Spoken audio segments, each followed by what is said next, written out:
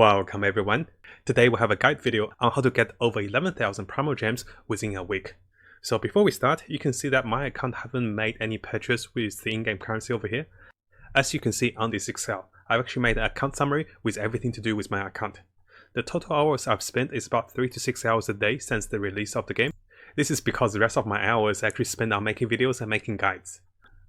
I've actually only played 8 days on my account because on the first 2 days of the release of the game, I actually spent my time on rerolling. It took me 2 days to get the characters I wanted before I started the game. Now if you're interested in rerolling, definitely check out our rerolling guide and also the rerolling methods. I've spent a total of $15 USD in the game. This includes a $5 monthly card and also a $10 battle pass. For my first tip of getting more Primogems, I recommend you guys have a look at my list of acquirable Primogems and have a look at those. If you're missing 1 or 2 of those, definitely make sure you check those out, and this can give you clues of where to find more Primogems. Over here on the Excel, you can see that I've earned about 1,200 gems from the Spiral Boost onto floor 5-1. Monthly card I made about 900. Daily commissions about 480 in my 8 days of gameplay, and also the highlight here is going to be the in-game login event. Currently, I have not spent my 1,600 gems from the login event, but the previous events that give 1,600 gems and the 10 rolls, I've actually spent it because I was using that to reroll my accounts. So that is all spent. Whatever is not spent is the 1,600 daily login for 160. There are also 2 promo codes that are available, which give 60 and 30 Primogems. I know it's not a lot, but I also included here, so in case you guys missed it out, definitely check it out on my previous videos. So over the past 8 days, I have acquired about 6,370 Primogems with those one-time events. And of course, this is an estimate. I definitely have missed a few things, but it is very likely to be around this number, 6,300-ish.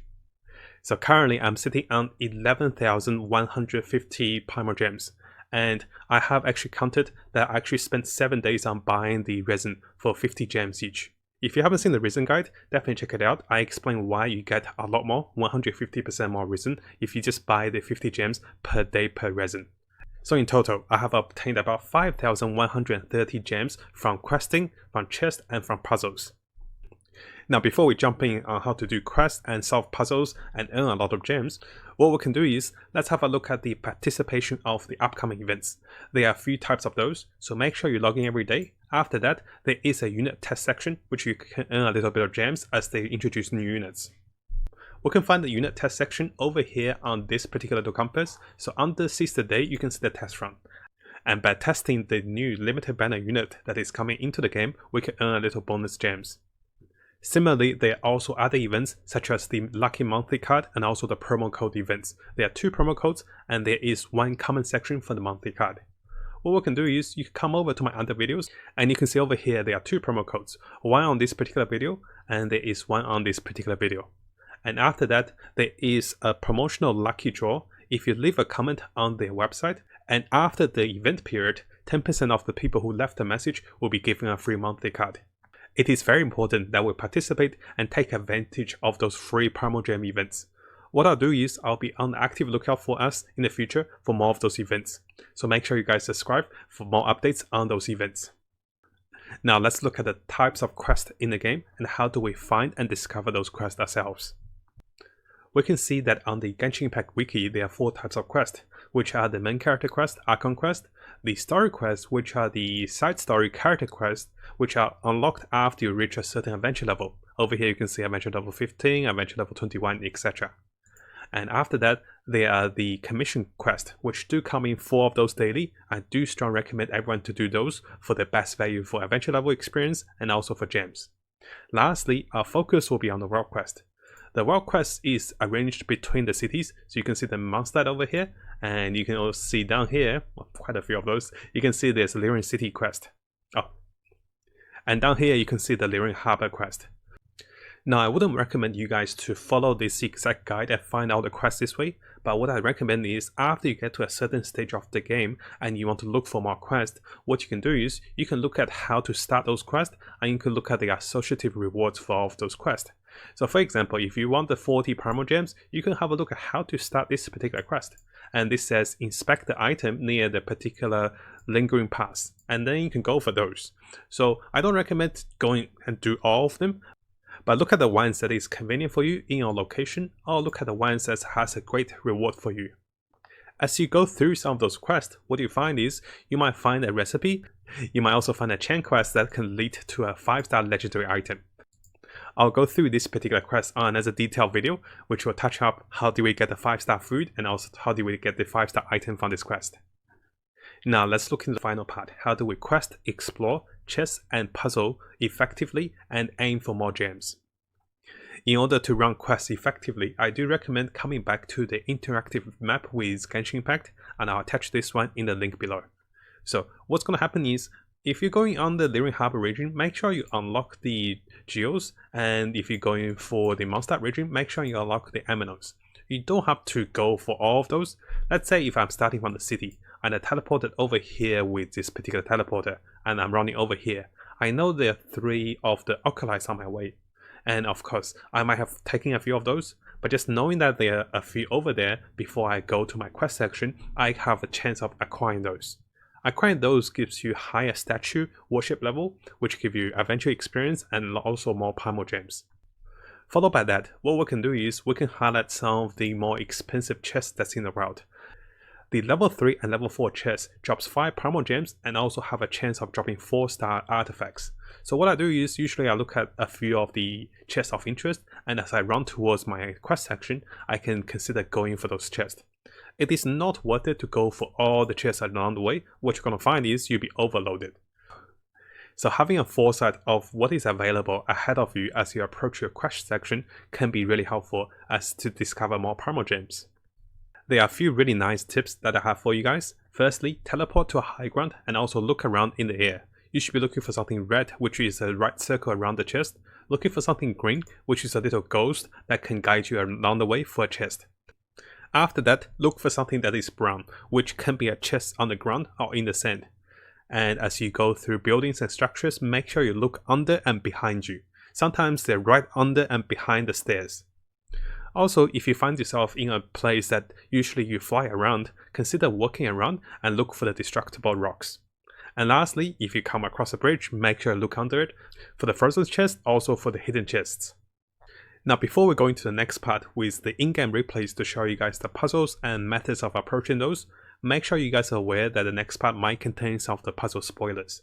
So if you don't want to see any of the puzzle spoilers, I think just following the general tip of going for something red, green, brown, destructible rocks can be a great way to start.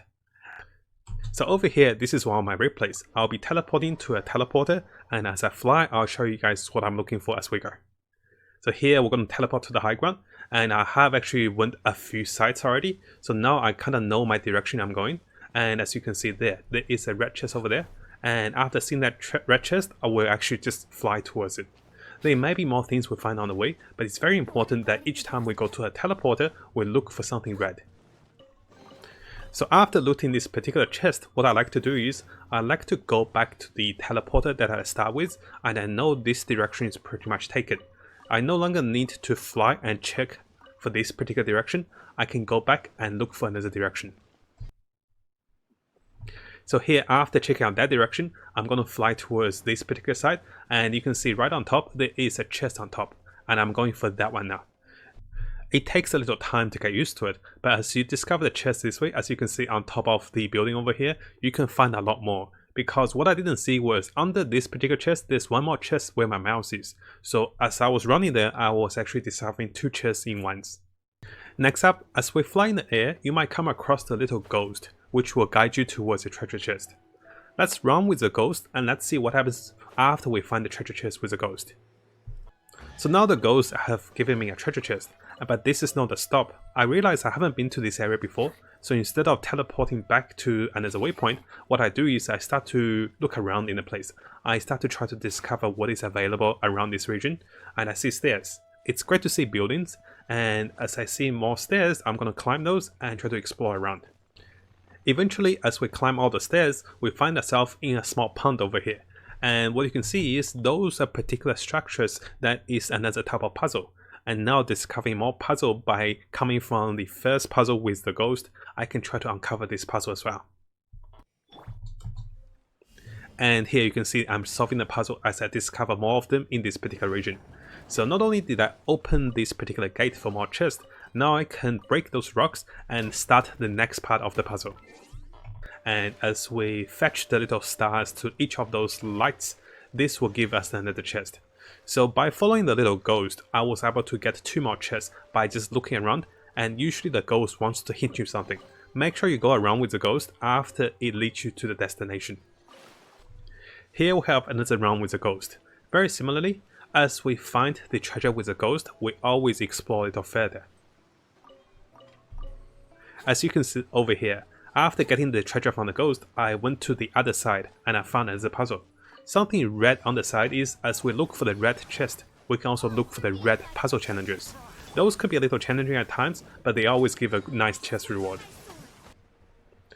Now as we explore the world and fly across for the chest simulator, what you also be aware is, notice there are buildings and the monster can respawn in those buildings. You can see over here there's a small red dot within the building, so that is one of the chests that is guarded by monsters. Those chests also respawn, so make sure you go down and pick up the chest. Those chests will come back eventually in a 1 day to 3 days time, and we'll come back here again for more chests. And I'm basically landing over here to grab the chest over here. As we fly around, make sure you look out for the green plants. Those plants are like an archery little quest that allows you to shoot 3 of the blooms. After shooting down the blooms, you can obtain more chests. So make sure as you fly, you also look for something green like this. After shooting down all 3 of the blooms, you'll usually obtain a level 2 chest. I'm not sure if those plants do respawn, but if they do, there's a lot of them around the world. You can also see me finding a lot of the mines. What I do as I explore is, if I find a mine that has more than 3 minerals, I'll actually set a tag on my minimap. Now there is also another type of puzzle that is very rewarding. Look at the particular formation of those 3 buildings. They are circling around one particular puzzle, and this particular puzzle is a massive ruin puzzle which have a lot of good rewards. Now as we look out for interactable objectives, like this particular stone tablet over here, or if we look for a particular building or structure that is unique, we can be rewarded with another side quest and with a lot of loot. You can see that after activating this engine tablet, I can now unlock the treasures within different of those forts, and we started a side quest. You can see that we're rewarded with 3 level 4 chests, luxurious chests which are the golden ones. They give a lot of the Primogems. They also give some really nice 4-star artifacts as well. To summarize this video, it is very important that we grab the one-time Primogem rewards. Also participate in as much as the events that is coming. I'll be on the active lookout for us with more events and more updates to come. And finally, as we explore the world for chests and puzzles, remember to relax and don't rush the game. We're here to enjoy the game. We're here to play the game for the long term. For free-to-play games like GENSHIN IMPACT, the longer we play, the more rewards we can get from the game. And because this is not a PvP game, there's no need for us to rush the PvE content. Play at your own pace and play the way you enjoy the game. Now, if you found this video helpful, make sure you subscribe and also click the bell for more videos like this to come. As always, I wish you guys best of luck in GENSHIN and also have a great time exploring this beautiful world. I'll see you guys next time. Take care everyone.